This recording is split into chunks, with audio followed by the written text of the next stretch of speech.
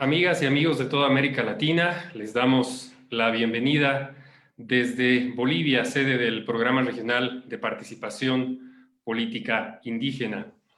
Tengo el gusto de estar esta mañana con tres reconocidas especialistas de México, de Perú y Ecuador para hablar de participación política, para hablar de procesos electorales y para conversar sobre la situación política en general de estos tres países de América Latina que han estado atravesando los últimos años por procesos de muchos cambios, procesos muy complejos, y que entre este y el próximo año van a estar encarando procesos electorales, y en ese sentido hay toda una dinámica en América Latina y en el mundo de adaptar los procesos electorales a la situación de la pandemia global que estamos viviendo.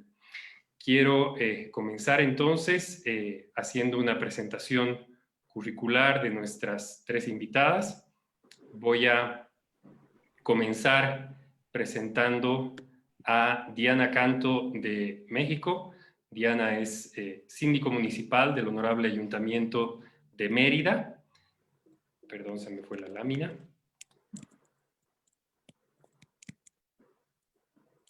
Un segundito, tengo un problema con el PowerPoint. Ahora sí, voy de nuevo. Mil disculpas por el problema técnico.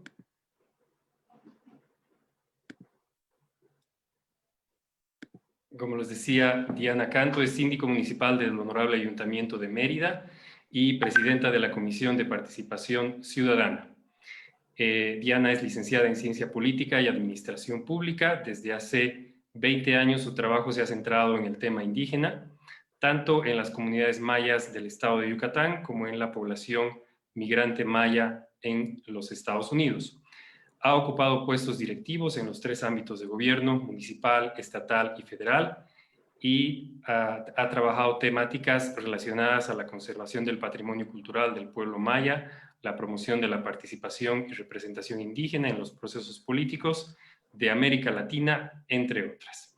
Y también me gustaría añadir que Diana ha sido coordinadora para la región de Yucatán de un proyecto nuestro, un proyecto de 3 años con apoyo de la Unión Europea que se denominó Proyecto Participa. Verónica Canto nos acompaña desde el Ecuador. Verónica es directora nacional de Asuntos Ciudadanos y Territorio del equipo de campaña presidencial de Guillermo Lasso. Es ingeniera por la Facultad Estatal de Bolívar, ha realizado una serie de estudios de gestión pública, participación política indígena, tecnopolítica y Big Data y sistemas de gobierno. Ha liderado la formación de varios grupos juveniles, por lo que cuenta con una amplia experiencia de liderazgo y dirigencia. Fungió como asesora de programas de capacitación y formación política y fue candidata a la Asamblea Nacional. Me gustaría añadir que Verónica también ha participado en algunas actividades de formación política del PPI, de nuestro programa, y tenemos el gusto de que nos acompañe hoy en este espacio de diálogo. Y finalmente, no menos importante, tenemos a Jenny Bento, que es máster en Acción Política por la Universidad Francisco de Vitoria y Rey Juan Carlos, especialista en Derechos Humanos, American University. Abogada, ha desarrollado estudios de especialización en Derechos Humanos, Gestión Pública, Gestión Estratégica, Minera, Responsabilidad Social Empresarial y Arbitraje en prestigiosas universidades. Asimismo, ejerce como docente universitaria en la materia de Derechos Humanos. Actualmente Jenny trabaja en el sector minero, en asuntos gubernamentales, empresa y gestión de riesgos e impactos en derechos humanos y seguridad. Cuenta con una amplia experiencia en cargos públicos en los diferentes niveles estatales, así como trabajos en que desempeña en instancias internacionales. Jenny también ha sido parte de varias de nuestras actividades en el PPI y es siempre un gusto que nos acompañe en estos espacios de debate. Bueno, agradeciendo nuevamente a las tres, creo que vamos a tener hoy un tema que es determinante y relevante no solamente para el interés de los tres países que están representados hoy, sino también para toda América Latina, en la que varios países están encarando, como ya dije anteriormente, procesos destinados a elecciones, ya sea a nivel central o de forma descentralizada. Quisiera comenzar con una pregunta general, un poco abierta, para entender el contexto de los tres países que tenemos hoy.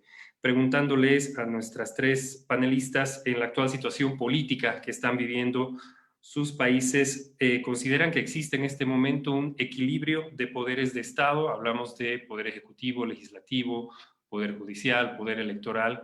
¿Cómo se percibe en este momento para México, para Ecuador y para Perú el equilibrio de poderes de Estado, de gobierno? Comienzo contigo, Diana, por favor, y nuevamente bienvenidas a las tres. Tu micrófono, por favor, Diana. ¿Ya? Tengo el micrófono. Ahora sí. Perfecto. Bueno, primero que nada, pues agradecer a la Konrad Adenauer por la invitación al programa PPI, a ti, Bernardo, por todas las atenciones, saludar a mis compañeras, a Jenny y a Vero, muchísimas gracias por acompañarnos. Igual saludar a todas y todos los que nos acompañan en esta transmisión. De verdad es un gusto enorme estar hoy con ustedes. Me preguntan, ¿no? O sea, ¿cómo es la situación política de su país y que si existe un equilibrio de poderes? Bueno, para darse un gobierno republicano, pues es necesario que existan tres equilibrios, ¿no? El ejecutivo, el legislativo y el judicial. Pues en México, legalmente, sí existe un equilibrio, pero políticamente y en la realidad no existe ese equilibrio. En la actualidad tenemos una Cámara de Diputados con una mayoría artificial. Se unieron todos los partidos chiquitos que existen en México para tener una mayoría abrumadora con el partido del poder, del presidente, con Morena. Y eso hace que todas las decisiones en la Cámara de Diputados sean abrumadoras en respecto a lo que el presidente quiere. Ya los partidos, los otros dos grandes partidos que existen en México, que es el Partido de Acción Nacional y el Partido Revolucionario Institucional, pues ya quedaron con muy poquitos diputados, mucho más el PRI quedó con muy pocos diputados, que es increíble que haya sucedido esto, ¿no? Y en la Cámara de Senadores, pues en esta Cámara igual tienen mayoría, pero ahí sí tienen que estar haciendo alianzas y llegar a negociaciones para que puedan, ¿cómo se llama?, tener pues la mayoría, ¿no? El Poder Judicial está muy presionado actualmente, lo conforman 11 jueces o magistrados, y hace unos meses incluso hicieron que renuncie el presidente del Tribunal Superior de Justicia, acusándolo de lavado de dinero. O sea, es algo que está sucediendo en México terrible, va siendo una cuestión más pues autoritaria, ¿no? O sea, nunca antes vista así como se está haciendo ahora. Pues, y lo mismo está sucediendo con los órganos autónomos, como es el caso de la Comisión de los Derechos Humanos, que ya completamente está manejada por el gobierno. Sé que en México tenemos un poquito de diferencia en la estructura que manejan los otros países en Latinoamérica, lo platicábamos ayer con Jenny, con Vero y contigo, Bernardo, es un poco diferente cómo estábamos nosotros, ¿no? No sé si habrá oportunidad ahorita de platicar esto, Bernardo, o quieres que más adelante lo abordemos. Si gustas, ahora brevemente puedes continuar brindándonos un poco más de detalles, Diana, por favor. Claro, Gracias. a ver, permíteme un momentito. Mira, en México tenemos el nombre de nuestra, a ver, permíteme un momentito. El nombre oficial de nuestro país es Estados Unidos Mexicanos, que también se conoce como la República Mexicana o México, ¿no? En México contamos con un presidente de la República, pero también está integrado por 32 entidades federativas y por lo tanto tenemos 32 gobernadores y 32 congresos locales o estatales, o sea, son diputados locales. La Ciudad de México es la capital y sede de los tres poderes de gobierno, el ejecutivo, el legislativo y el judicial. Cada entidad federativa se constituye por municipios, de los cuales hay en todo el país 2.465 municipios, y la Ciudad de México se integra por 16 demarcaciones territoriales. Tenemos la Cámara de Diputados del Congreso de la Unión, que es la Cámara Baja del Poder Legislativo Federal, la cual se compone por 500 diputados federales. 300 son de mayoría relativa, o sea, de elección, y 200 por una vía plurinominal. La Cámara de Senadores del Congreso de la Unión, o Senado de la República, como le conocemos, es la Cámara Alta del Poder Legislativo Federal de México, integrado junto con la Cámara de Diputados, hace una asamblea bicameral en la cual se deposita todo el poder, ¿no? Aquí son 128 senadores, de los cuales, senadores y senadoras, de los cuales 64 son electos por el municipio de mayoría relativa, 32 por principio de la primera minoría y 32 por el principio de representación proporcional. Y mediante una lista nacional electos en su totalidad para 6 años. El presidente dura igual 6 años, los gobernadores también, los alcaldes son 3 años y ahora se pueden reelegir. Entonces, más o menos en ese sentido está conformado México, ¿no? Para entender un poquito, pues, porque por lo que veo somos muy diferentes a los otros países de latinoamericanos. Muchas gracias, Diana. En efecto, esta característica federal de México le hace bastante diferente a los otros países de América Latina, y para conocer más a fondo los casos de Perú y Ecuador, quiero invitar ahora a Verónica, por favor, para que nos compartas esta primera pregunta. Adelante, por favor. Bueno, para mí es un gusto, Bernardo, muchísimas gracias, igual al programa de la CAS y al PPI, del PPI. Gracias por la oportunidad, un abrazo a todas las personas que hoy están en sala y también que nos siguen por las redes sociales. Realmente desde Ecuador les mando un abrazo inmenso. Y empezar con el tema coyuntural es un tema complejo, porque el tema coyuntural yo siempre he pensado que es un tema de percepciones, de cómo tú percibes que está tu país y cómo la gente también quiere que lo perciba a nivel internacional. La situación del país económicamente está pasando un momento muy duro, hay una crisis económica profunda que se va sintiendo cada vez más a raíz de justamente, esto empezó a sentirse mucho más a raíz de las protestas que hubo en la región y que empezó en gran medida en Ecuador en octubre del 2019 y que sin duda alguna se agravó como se agravó en todos los países a nivel mundial con el tema de la pandemia que inició en marzo acá en nuestra región. Entonces, estas pérdidas que han representado pérdidas millonarias en temas del Producto Interno Bruto del Ecuador, que hace unos meses decían que superaba ya los 2.500 millones de dólares, se ha sentido en las calles, se siente en la gente y evidentemente se siente en los grupos vulnerables y en los pueblos y nacionalidades. El equilibrio de poderes se ha visto afectado también directamente porque estamos en un estado de excepción. Hay que recordar que los estados de excepción en Ecuador permiten que se tenga que limitar el tema de la movilización, la libertad de tal vez agruparse por obvias razones de la pandemia, pero esto ha significado también una intervención en temas de justicia, en temas también de que el legislativo se pueda apurar en ciertas leyes económicas urgentes, como ha sido la ley de apoyo humanitario que se aprobó hace pocas semanas y también generó un rechazo. En medio de una pandemia tuvimos una serie de protestas sociales, pequeñas, dispersas, separadas, pero que al final se sintió el tema de las protestas sociales debido al rechazo de esta ley que permitía que de alguna manera se puedan ajustar existe un libre ajuste entre los empleadores y empleados, que personalmente creo que sí es necesario porque es preferible a veces ajustarse un poco a que quiebre la empresa privada, que va a terminar peor porque terminen despidos de alguna manera. Este equilibrio de poderes, como les decía, se ha visto afectado, pero sin embargo ha permitido que la pandemia se pueda manejar y se pueda controlar. Lo que dijo Diana es una realidad, no solo en Ecuador, en México, sino en toda la región. Legalmente existen los poderes, la división de poderes, pero políticamente sabemos que esto se transgrede.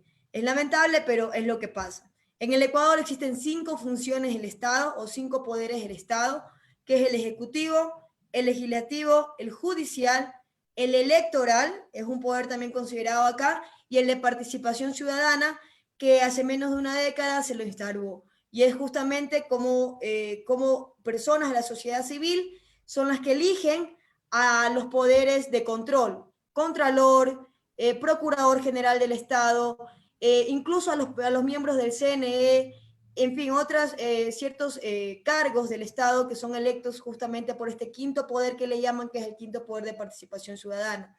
La asamblea, aquí solo hay una asamblea, es unicameral, es la Asamblea Nacional, que está conformada por 137 asambleístas, 15 son nacionales y 122 asambleístas provinciales. Hay 24 provincias en el país, de la cual cada provincia tiene derecho a 2 asambleístas y uno más por cada 250.000 habitantes. Por eso es que suman 137 asambleístas en total en el Ecuador. Igual manera, la asamblea funciona como en todos los países, por bancadas, se van agrupando, algunas veces los más pequeños o los más grandes, para poder hacer mayoría respecto al tema de las leyes. Estas bancadas, como la dinámica mismo, es dinámica, ¿no? De acuerdo a la ley se van ajustando las bancadas, hay unas en las que no les parece una ley, se van apartando, se van uniendo. También aquí hay la figura de los asambleístas independientes, estos asambleístas que llegan tal vez con algún partido y en medio de sus funciones se apartan de este partido y funcionan de manera independiente, y hay bancadas de asambleístas independientes. Me parece interesante mencionarles que nosotros en el Ecuador ya estamos en medio de un proceso electoral. El 7 de febrero del 2021 se va a llevar a cabo la primera vuelta electoral presidencial, y quisiera decirles que en esa elección el ciudadano va a recibir 4 papeletas. Para que ustedes tengan una idea de cómo se elige en el país, van a recibir 4 papeletas, 4 papeles independientes. En la primera papeleta se va a elegir el presidente y vicepresidente. En la segunda papeleta se va a elegir los asambleístas nacionales, que les decía que son 15. Es decir, hay una papeleta de 15 para abajo y todos los partidos que desean participar horizontalmente. Esto es como una matriz simple de entender. Al mismo tiempo va a recibir una papeleta de asambleístas provinciales, porque yo les decía que también se eligen a nivel provincial, y una cuarta papeleta que solo la eligen creo que 4 países en la región, que es el Parlamento Andino, donde justamente está Perú, está Bolivia, está Colombia. Es decir, esas 4 papeletas que recibe el ciudadano el 7 de febrero va a poder marcar. Ahora, hay una particularidad en las elecciones. Hay 13 millones un poquito más de 13 millones de ecuatorianos habilitados para votar. Sin embargo, es la primera vez en muchos años, y para los jóvenes incluso es la primera vez que van a votar de manera cerrada. Ayer discutíamos que en otros países le llaman listas como cruzadas, que puedes elegir a un diputado de una lista, a un diputado de otra lista y otra lista. Eso era muy común en el Ecuador. Yo desde que tengo uso de mi voto he votado siempre así, como cruzado se podría decir, o entre listas que le llaman, pero esta es la primera vez que incluso yo voy a votar por listas cerradas. Es decir, para diputados tengo que votar por un partido, y ese partido se le va asignando escaños. También se va a elegir estos asambleístas por el método de Wester, que es un método que asigna escaños que da prioridad, dicen, a las mayorías, pero que realmente es una división para 3, y se va a elegir, como les decía, en listas cerradas. Esto va a ser novedoso porque yo le comentaba a Bernardo otras cámaras que esto va a permitir que realmente el voto nulo, yo tengo una hipótesis, yo siento que el voto nulo se va a duplicar en estas elecciones, porque las personas no están capacitadas o no tienen idea de que ahora ya no se vota en 3 listas, sino que se vota por una lista. Entonces lo que yo creo que va a pasar es que la gente va a recibir la papeleta y le va a marcar encima del candidato, y eso va a anular el voto, ¿verdad? Entonces, como anula el voto, entonces anula el voto y se va a anular el voto automáticamente, y va a permitir que esta cantidad de votos en el país se comience a aumentar. Entonces, es un poco como está la cosa en el Ecuador. Para decirles que las inscripciones de las candidaturas empiezan el 18 de septiembre, terminan el 7 de octubre, y hasta la vez hay 18 precandidatos, o sea, 18 binomios que son precandidatos, se podría decir, a la presidencia del Ecuador. En un país de 17 millones de ecuatorianos, tener 18 binomios es como que tuviéramos a millón de ecuatorianos por candidato, lo cual en la realidad no es así, pero para que ustedes sientan cómo es la cantidad, cómo se siente de abrumadora esa cantidad de binomios que esta vez se van a presentar. Muchísimas gracias, Verónica. Un punto que has tocado que me parece tremendamente importante es la necesidad de que los tribunales electorales, el poder electoral en cada país, elabore campañas de comunicación para la población antes de los procesos electorales, y además que estas campañas de comunicación estén adecuadas a las características culturales de la población de cada país en cuestión, ¿no? Entonces, esto lamentablemente algunas veces no se cumple como se debería, y ese es el factor que podría hacer que haya un inesperado caudal de votos en blanco, votos nulos, que bueno, en algunas elecciones, en el caso de Bolivia también ha sucedido por falta de claridad de comunicación previa a una elección. Cierro contigo esta primera ronda, Jenny, por favor, para conocer más a fondo el caso del Perú. Adelante, muchas gracias. Bueno, muy buenos días, Bernardo, Diana y Verónica.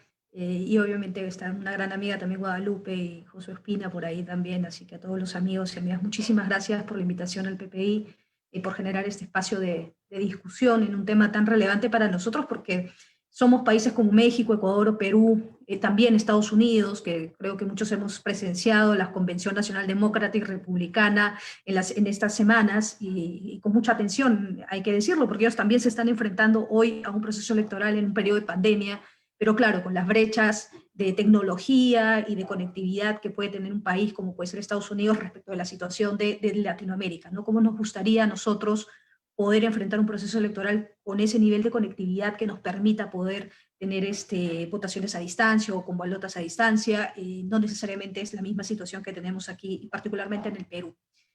Con relación a tu primera pregunta, constitucionalmente sí hay un equilibrio. Constitucionalmente en el Perú sí está claramente cuáles son las funciones del Poder Ejecutivo, del Poder Legislativo y del Poder Judicial. Sin embargo, hemos visto en este último periodo, y ya creo yo que esto es algo que se ha se ha visto venir, mejor dicho, desde el periodo de Alan García en los 90 y cuando asume la presidencia de la República Alberto Fujimori y entramos en un periodo de dictadura con él, ha habido pues un deterioro del sistema de partidos políticos, ha habido un deterioro de las instituciones que con cada gobierno se ha ido acentuando más este deterioro de las instituciones, algo que Francis Fukuyama siempre invita a por qué algunas democracias funcionan tan bien y otras todavía estamos con una democracia muy débil, muy joven, incluso la peruana también. Y es porque justamente en nuestros países no existe un respeto a las instituciones, no hay un respeto suficiente al marco legal que se debe seguir. Y algo tan importante que hoy lo vemos en pandemia es que no hay un sentido de responsabilidad de la ciudadanía. Entonces yo particularmente en el Perú se están dando casos muy paradójicos de cómo la gente no está respetando las medidas de convivencia, pero en algunos casos no solamente porque tiene la imperiosa necesidad de salir y recurrir al mercado para poder generar recursos, en otros casos ya simplemente es por un tema de ocio. Es decir, hace unos días tuvimos un escándalo de chicos que lamentablemente han fallecido en una discoteca en pleno momento de toque de queda, o sea, de cuarentena, de no poder salir, y la gente pese a eso ha salido. Entonces, eso evidencia pues esta joven democracia y esta democracia que todavía no ha terminado de tener instituciones robustas y que nos genera pues un problema ahora, sí de polarización en algunos poderes del Estado, ¿no? Particularmente a nivel del equilibrio de poderes, constitucionalmente diría yo que ha ocurrido algo particular entre el gobierno de PPK, el cierre y la salida de PPK como presidente, y luego ha tenido que recurrir a tener a Martín Vizcarra como uno de sus vicepresidentes que asume la presidencia de la República. Y luego, al momento en que Martín Vizcarra no logra tener el respaldo, el voto de confianza, el respaldo a las medidas que él estaba planteando como política de gobierno, entre ellos la cuestión de confianza específicamente en el proceso de elección de los miembros del Tribunal Constitucional, es que finalmente cae y decide tomar el cierre del Congreso de la República, ¿no? Y convoca a unas nuevas elecciones. En este interregno parlamentario que se da, ocurre un fenómeno muy importante, es que Martín Vizcarra propone elecciones, convoca elecciones para el Congreso de la República, pero él no postula. O sea, es un acto también muy altruista, diría yo, decir yo no postulo porque no tengo esa intención, pero nos ha generado también otro tipo de problemas y que la Constitución política del Perú no se ha puesto en ese escenario. En el escenario de tener un presidente sin bancada parlamentaria. Entonces digo nuevamente, ¿hay un equilibrio a nivel constitucional? Sí, pero en la práctica nos enfrentamos a tener un presidente que gobierna sin bancada. Y gobierna sin bancada porque decidió no postular, decidió no presentar una bancada porque no tiene un partido político. Recordamos que el partido original era con PPK, Peruanos por el Cambio, pero esto ha quedado diluido y en este Parlamento no hay presencia de Peruanos por el Cambio, hay otros partidos políticos, entonces él no tiene una bancada. Y eso le genera esto que Giulio Andreotti, que es este político de la democracia cristiana en Italia, dice, el poder se gasta sobre todo cuando no se ejerce. Entonces el gran problema que enfrenta hoy el Poder Ejecutivo respecto a su relación con el Poder Legislativo es cómo puede lograr pasar sus propuestas. hasta julio de este año podía hacerlo recurriendo a esta herramienta que se llama señalarle al Congreso que si no respalda hasta en 2 oportunidades su propuesta, invocando o recurriendo a la presentación del Consejo de Ministros en sí mismo, bueno, entonces podría plantear el cierre nuevamente. Pero después de julio, nosotros ya entramos al último año de mandato de Martín Vizcarra. En ese escenario, entonces, ya no puede utilizar esa herramienta. Entonces, hoy por hoy, el Ejecutivo no tiene esa herramienta de decirle al Congreso, si usted no aprueba mi política, le planteo el cierre del Congreso, como ya lo he hecho anteriormente. Entonces, ya no tiene esa herramienta, no tiene bancada. Entonces, ahora se está enfrentando a un poder legislativo que, si bien es cierto, está muy fraccionado, pero que está recurriendo a medidas de un corte más populista y que no tiene el Ejecutivo la manera de sopesar, de hacer un contrapeso a esas propuestas del Legislativo. Y lo único que ahora está logrando hacer un poco este contrapeso, este equilibrio, es el Tribunal Constitucional. En última instancia, cuando se le plantea acciones de inconstitucionalidad, que más adelante las voy a mencionar cuando ya sigamos con este diálogo. Esto es por lo que podría decirte por ahora, Bernardo, de la situación de cómo está Perú, y simplemente para dar una foto rápidamente, a diferencia de México, en el Perú nosotros tenemos una organización que está constituida de la siguiente manera. Nosotros tenemos 2 tipos de elecciones. La próxima elección que vamos a tener ahora el 11 de abril, el domingo 11 de abril, es la primera vuelta y la segunda vuelta es en junio. Donde vamos a elegir son las elecciones generales y congresales. Elegimos al presidente de la República con sus vicepresidentes y a los 130 congresistas. Esto se hace cada 5 años y cada 4 años se hace otro tipo de elecciones, que son las elecciones regionales y municipales. Nuestra estructura no es un Estado federal como es el caso de México. Nosotros tenemos un gobierno central, un gobierno regional y gobiernos locales. El gobierno regional está constituido por 25 regiones, que también eligen a su gobernador regional y sus concejales, y tenemos un promedio de 196 provincias, que también se eligen alcaldes provinciales y concejales a nivel provincial. Y tenemos un promedio de 1920 y pico de distritos, que eligen a sus alcaldes y a sus concejales. Cada uno tiene competencias y funciones según su ámbito territorial, distrital, provincial y regional, y el gobierno central tiene también sus competencias. En algunos casos, hay algunas competencias del gobierno central en salud y en educación que han sido transferidas en el marco de la ley de centralización. Gracias, Fernando. Eso es un poco para darles la foto. Gracias. Muchísimas gracias, Jenny. Perdón que a veces tengo que medir el tiempo, pero en esta primera pregunta ya hemos abarcado casi una hora, casi media hora de conversatorio. Y si bien era una pregunta un poco general y requería un poquito más de tiempo, pero les voy a pedir que las siguientes preguntas procuremos que cada uno de ustedes pueda desarrollarla en unos 3 minutos aproximadamente, y así al final también damos la opción de preguntas del público. Quisiera ir ahora a una cuestión más específica, y es en qué medida en sus 3 países se han incorporado medidas o cambios legislativos que mejoren la participación política indígena en los procesos electorales, y de esa manera se mejore la representación y la participación de liderazgo indígena dentro de las estructuras del Estado, ya sea a nivel central o a nivel descentralizado. ¿Qué cambios específicamente ha habido en sus 3 países? ¿Y qué nos pueden contar de cómo se ha desarrollado este aspecto? O si más bien ha habido retrocesos también, sería interesante analizarlo. Y para esta pregunta me gustaría empezar con Ecuador, tomando en cuenta que Ecuador ha sido un referente importantísimo en la historia latinoamericana del movimiento indígena. La CONAIE, la Ecuarenari, incluso la COICA tiene base en Quito. Hay organizativamente una presencia muy importante en el Ecuador de organizaciones indígenas. Entonces, ¿en qué medida se han producido cambios en estos últimos años? Verónica, te dejo la primera respuesta.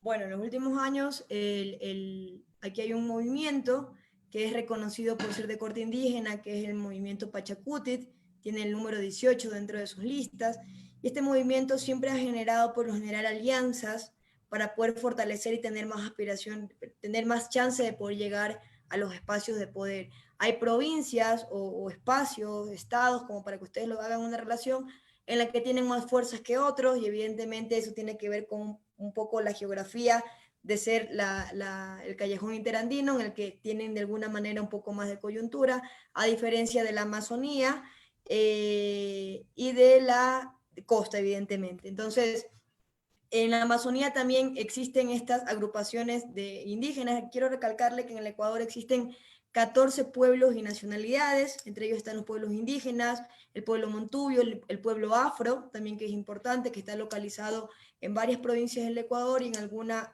que otra específicamente con más fuerza.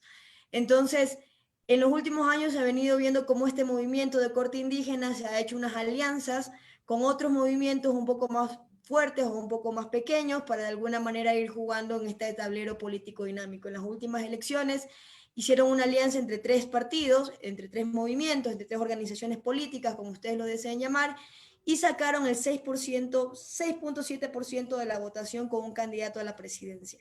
Ese es más o menos el nivel de votación que ha mantenido en los últimos años el movimiento Pachacutic. Claro, a nivel general, quiero decir, a nivel de presidencia. Por lo general en la asamblea siempre he tenido entre 4 a 5 escaños, 3 escaños, y a nivel regional, en estas elecciones seccionales, sí ha sacado alcaldes, prefectos y otras dignidades de corte mucho más administrativo, se podría decir, ¿no? Entonces, me gustaría más vale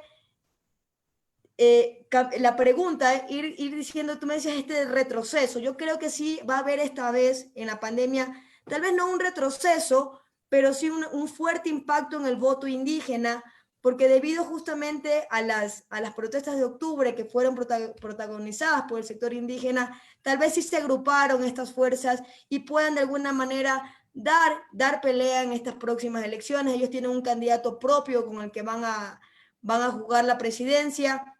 No es un candidato fuerte, a decir verdad, sin embargo, va a jugar en el tablero electoral y de alguna manera va a marcar esta tendencia o esta diferencia. Pero sí me gustaría mencionarles que la pandemia ha evidenciado cómo los pueblos y nacionalidades en nuestro país sufren una mayor discriminación al tema de la conectividad. Y eso es algo importantísimo, porque las capacitaciones, porque de alguna manera el material electoral, todo esto que de alguna manera se venía dando de manera presencial, permitía que exista una conexión con ellos, ya no se va a poder dar por medidas de bioseguridad.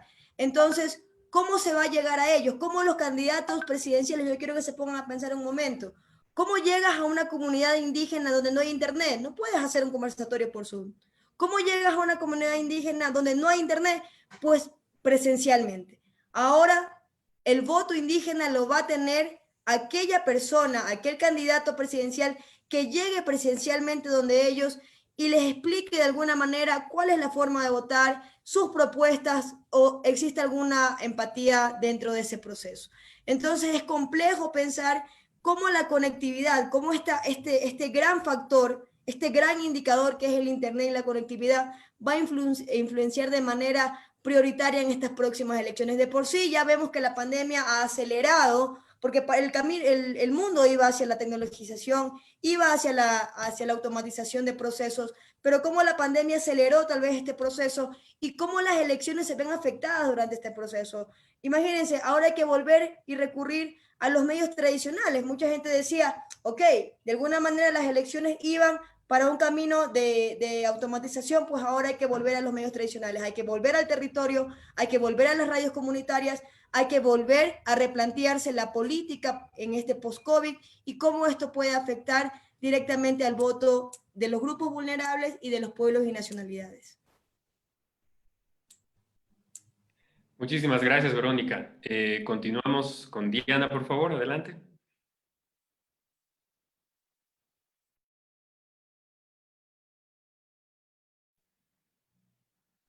Ya. Después se me va el micrófono. Bueno, pues es sumamente interesante escuchar a mis compañeras, ¿no? Ya lo vimos en las preguntas anteriores y sí, definitivamente, pues cambia mucho entre país y país, aunque hay cosas que somos pues bastante pues iguales, ¿no? Lo que está sucediendo.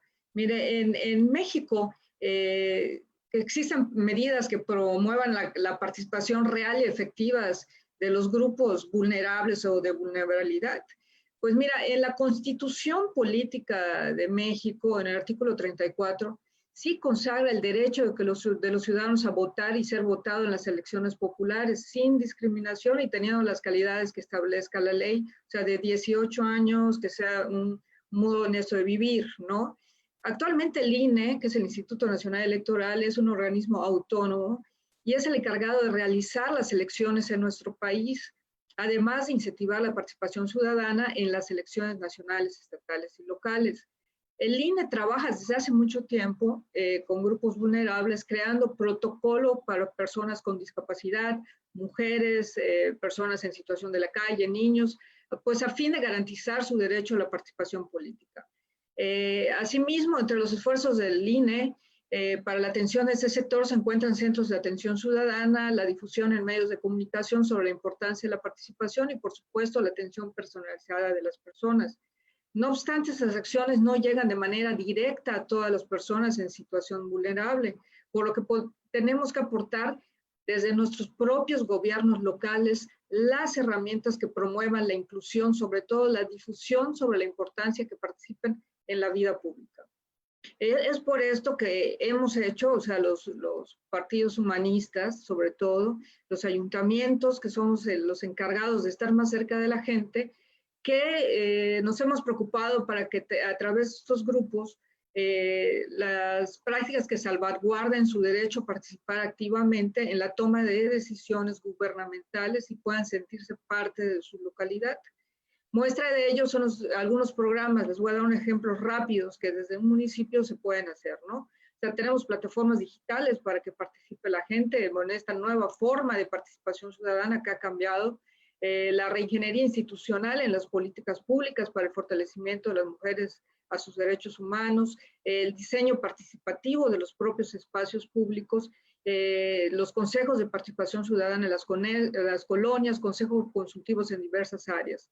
En cuestión al tema indígena, en México, pues en la de participación real, yo creo que lo abordaremos en un segundo punto, pero definitivamente no sucede lo mismo como en Perú o en el mismo Ecuador, ¿no? Es sumamente diferente y no tiene tanta participación el tema indígena, no se le da por parte del INE. Pero bueno, eso lo estaremos platicando más adelante. Muchas gracias.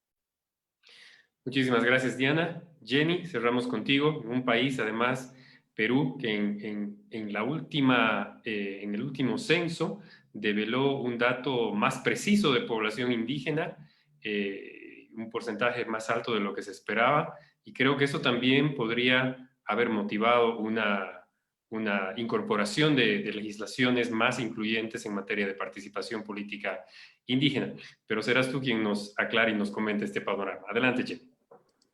Muchas gracias, Bernardo. A mí me gusta esta frase que decía Goethe: trata a un ser humano como es y será lo que es, pero trátalo como puede llegar a ser y se convertirá en aquello que puede llegar a ser. Y yo siento que en el caso de los pueblos indígenas originarios, el Estado no ha logrado tener un trato para hacer que puedan llegar a ser, como puedan llegar a ser. Yo siento que no se ha dado todavía porque persisten muchas brechas de acceso a servicios básicos. Tú has visitado muchos pueblos indígenas también, has estado también en Loreto, en distintas zonas, con GIOR y con el PPI, y se han dado cuenta, yo también he viajado a comunidades indígenas, y hay una brecha de acceso a servicios, o una infraestructura muy débil, o colegios que se construyen cerca de los ríos, y estos inundan inmediatamente porque no están diseñados con base a los usos y costumbres de los pueblos indígenas, ¿no? En cambio, lo que construyen los pueblos indígenas sí, funciona muy bien. Entonces, hay este problema. En el Perú tenemos 55 pueblos indígenas, y lamentablemente, ¿cuál ha sido la medida electoral para promover la participación política indígena real y efectiva? Solo hay una cuota. O sea, en el Perú, a nivel electoral, solo tenemos una cuota del 15% de representantes indígenas en las listas electorales, ahí donde existan. ¿Qué ha traído como consecuencia? Que en la práctica, en el Perú, no existe, diría yo, un partido nacional, de alcance nacional indígena. No existe eso. Lo que sí existen son algunos partidos políticos, según las posiciones ideológicas, que pueden defender algunos más los temas indígenas que otros. Evidentemente, en distintas investigaciones que trabajó el PPI también existe una estrecha relación entre el humanismo y la defensa de los derechos de los pueblos indígenas.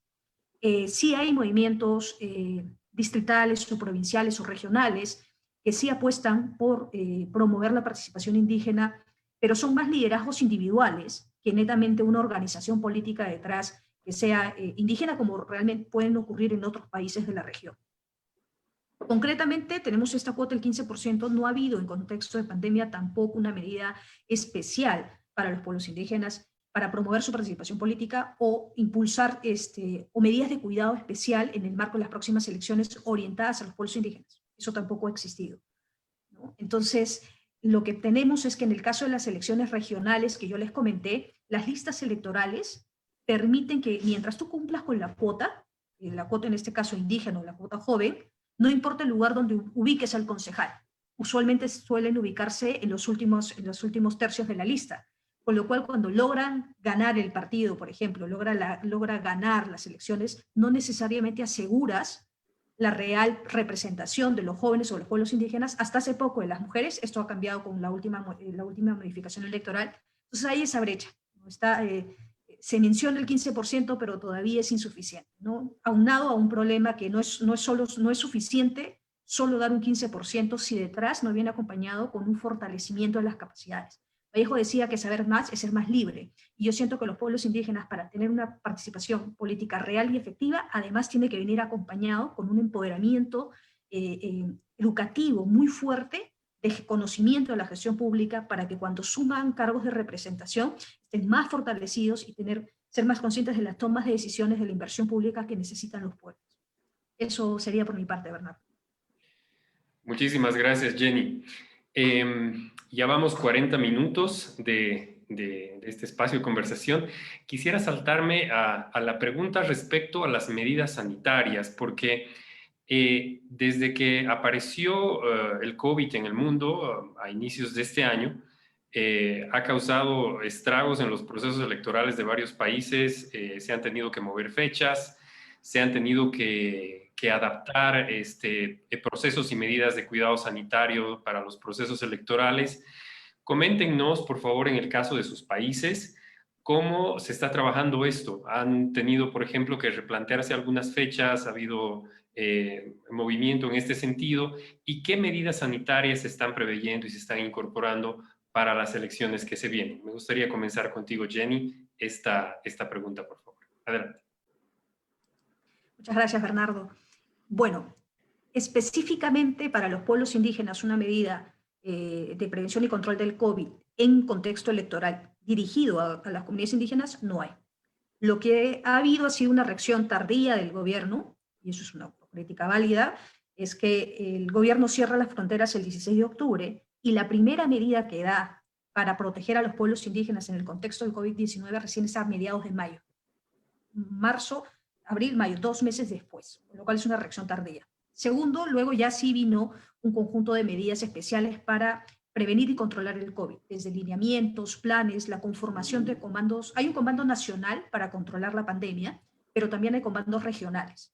A raíz de estas demandas de los pueblos indígenas de el territorio es totalmente distinto a cómo podemos manejarnos en la ciudad, en Lima, por justamente estas brechas, es que se crea el comando COVID para los pueblos indígenas. Y ahí hay una reparticipación de las organizaciones. Pero todo esto, repito, está orientado a prevenir y controlar la pandemia. No atiende todavía la variable contexto electoral. ¿Qué sí ha habido a nivel del contexto electoral? Ahí sí han salido distintas medidas. Yo creo que la principal es que se ha decidido pasar, no se han modificado las fechas, se mantiene el calendario electoral del 11 de abril, la primera vuelta, y la segunda vuelta es en junio. Se ha ampliado el horario de votación entre las 7 de la mañana a las 7 de la tarde. Antes era a las 7 de la mañana y terminaba a las 4. Se ha ampliado 3 horas adicionales. Se está promoviendo también que los grupos de riesgo que no participen en el proceso, no vayan a votar o no sean miembros de mesa, porque son grupos de riesgo, tienen una comorbilidad o tienen personas adultas mayores o tienen alguna enfermedad preexistente. Entonces están exentos de no realizar el pago de las multas que usualmente se hace cuando uno no asiste a los procesos electorales. Se ha dado flexibilidad, creo yo, también en conformar mesas de votación y el funcionamiento de las mesas de votación para darle un poco más de dinamismo para que puedan participar, conformar miembros de mesa que se ubiquen en otros distritos, siempre y cuando permanezcan en la misma circunscripción electoral. Además, se está promoviendo la capacitación virtual para los miembros de mesa y además para los personeros de mesa y cualquier otra persona o funcionario que interactúe en este proceso electoral pueda validarse esta formación virtual y no la presencial. Se han dado otras medidas también de que el proceso de instalación, el proceso de votación y el escrutinio se respeten las medidas de bioseguridad y el distanciamiento social. Esto va a ser un reto muy grande en el proceso electoral, porque por más que traten de apuntar a que si hoy el centro de votación, que tenía 100 mesas o 200 mesas de votación, ahora se amplíe el número de centros de votaciones para reducir el número de las mesas, igual no quita, como yo repito, ¿no? Decía Fukuyama, hay una ausencia de sentido de responsabilidad en el ciudadano y en nuestras débiles o jóvenes democracias. Entonces, apelar a que el ciudadano pueda ser sumamente responsable en acudir a votar respetando estos protocolos. Yo temo que, así como Verónica también teme cómo van a ocurrir algunas cosas en su país, yo temo que esto, uno, propague obviamente el virus, segundo, pueda generar también un ausentismo electoral. Porque claro, para empezar, las personas que son grupos de riesgo y no van a estar excluidas del pago de la multa, muy probablemente no quieran ir a votar por esa condición. Segundo, el resto de la ciudadanía tendría que ponderar el cuánto voy a pagar de multa y el alto riesgo que tengo al ir a hacer un voto presencial. Entonces, ese es un gran problema. Hay una brecha muy grande que lo que estamos viendo ahora en Estados Unidos con una votación a distancia que sí se puede manejar, pero claro, Latinoamérica no es lo mismo y menos las comunidades indígenas donde van a estar más expuestas todavía. Eso sería por mi lado, Bernardo. Muchísimas gracias. Jenny, me gustaría continuar contigo, Verónica. Tenemos elecciones nacionales en el Ecuador en febrero. Hablamos prácticamente de 6 meses. ¿Qué se ha trabajado en el Ecuador a nivel de medidas de seguridad frente a votar en medio del COVID? Te dejamos la respuesta, Verónica. Gracias. Sí, mira, Ecuador creo que es de los países de la región que tiene ya a puertas las elecciones. Nosotros ya iniciamos el proceso electoral, incluso el 17 de septiembre va a haber la convocatoria nacional de elecciones. Y en Ecuador, cuando se convoca elecciones, el poder, la función del Estado que asume como el control de las acciones es el poder electoral, la función electoral. El Consejo Nacional Electoral instala su poder en el Ecuador y dice estamos en periodo de elecciones y automáticamente el país como que tiene esta transformación electoral que la sufren, es normal, es parte de la dinámica de las elecciones. Pero en Ecuador va a pasar algo muy interesante. A igual que Perú, hay la consideración, y aquí está aprobada la consideración de ampliar el número de recintos electorales justamente para evitar aglomeraciones como medida del COVID. Es evidentemente lo más sensato, lo que se tiene que hacer. Pero aquí hubo tal vez esta intención de instaurar este voto digital, el voto electrónico, pero la verdad no caló. Esto no caló, no tuvo aceptación dentro del órgano. Y yo creo que sí atribuyo eso a esta débil representación, a esta débil institucionalidad que sufre el poder electoral y que también sufre todas las instituciones a nivel nacional. Hay ciertas medidas que se han tomado en cuenta. En Ecuador el voto es obligatorio, eso quiero dejarlo claro. El voto constitucionalmente es obligatorio y el que no va a votar tiene una multa de aproximadamente 10% del salario básico. El salario básico en Ecuador actualmente es $400. Entonces es una multa más o menos de $40, que evidentemente va a poder ahí pesar lo que dijo Jenny. O voy a votar o si estamos nuevamente en un rebrote me puedo contagiar. ¿Qué es más importante? Entonces sí va a aumentar el tema del ausentismo, pero mucho más allá de esta variación que se pueda dar entre el ausentismo y el no ausentismo, es que hace pocos días atrás la ministra de Gobierno sacó una noticia en la que decía que ya no se va a pagar la multa. La gente que prefiera no ir a votar no va a pagar la multa y no van a exigir el certificado de votación. Aquí es obligatorio presentar el certificado de votación en la mayoría de trámites que tú hagas a nivel estatal e incluso a nivel privado. Entonces ya no va a haber la exigencia de este certificado de votación y ya no se va a pagar la multa. Entonces tú te pones a pensar, de una manera muy coloquial, lo voy a decir, en la Constitución dice que es obligatorio, pero si no pago multa y no necesito el certificado, simplemente no es obligatorio, pues entonces, y vamos en contra de la Constitución. Esto sí es grave porque no podemos, por más que estemos en pandemia, saltarnos la Constitución, sino que hay que crear un marco jurídico, un marco normativo que permita que aún en pandemia se respete la Constitución, porque entonces ¿para qué está ahí la Carta Magna de los países? Sino para ser respetada y ser consultada cada vez que se requiera. En el Ecuador se han implementado hace tiempo atrás ya varios votos, entre esos está el voto facultativo. ¿Quiénes forman parte del voto facultativo? Las personas que tienen entre 16 a 18 años. En el país, más o menos, hay más de 500.000 de personas que están en esa edad que pueden facultativamente ir o no ir a votar. hay otro 500.000 de personas más que se encuentran en el voto facultativo mayor a 65 años. Es decir, estas personas tienen la facultad de ir a votar o no ir a votar y no necesitan el certificado ni la multa. Pero por lo general sí había una gran presencia de este voto facultativo. Ahora hay que ver cómo se conquista para que este voto facultativo siga asistiendo a las urnas. Hay otra medida más, que es el voto en casa. El voto en casa es una acción afirmativa justamente a las personas con discapacidad. Las personas con discapacidad que tengan un grado mayor, 75% en su carnet de discapacidad, y sean mayores a 50 años, hay este voto en casa, que es una urna móvil en la que un equipo del Consejo Nacional Electoral se acerca a la casa y puede la persona con discapacidad pedir asistencia de una persona de su confianza, que por lo general termina siendo un voto familiar. Estas son algunas de las medidas que se ha tomado acá en Ecuador. Las fechas no se han movido. Las fechas hubo un gran revuelo mediático, la verdad, en Ecuador respecto al movimiento de las fechas, porque incluso hubo el planteamiento, muy personalmente voy a decir esta palabra, disparatado, de hacer las elecciones en 2 o 3 días y no hacerlo en un día.